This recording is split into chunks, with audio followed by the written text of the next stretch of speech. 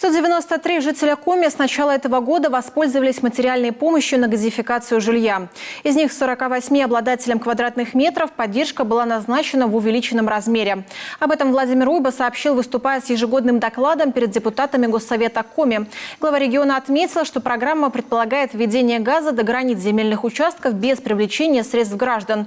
Из резервного фонда правительства Коми выделены дополнительные средства, благодаря которым размер выплат увеличен с 30 и 50 тысяч рублей до 70.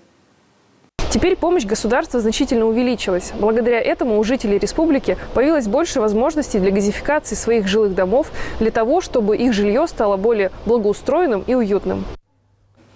Перечень категорий граждан, которые могут получить такую меру поддержки, достаточно широк. Это участники Великой Отечественной войны, одиноко проживающие пенсионеры, семьи с 2 и более детьми, молодые специалисты, малоимущие и многие другие. Я супруга ветерана боевых действий. Не так давно мы приобрели дом с печным отоплением и решили газифицироваться.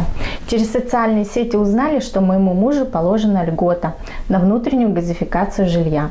Это пособие нам было большим подспорьем, на который мы приобрели котел. Это весной нам подключили газ. В прошлом году в рамках программы развития газификации в регионе было построено более 67 километров газопроводов.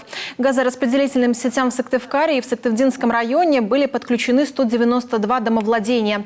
До конца же этого года в планах завершить строительство межпоселковых газопроводов еще для 6 населенных пунктов Сыктывкара, Печорского и Карткеровского районов.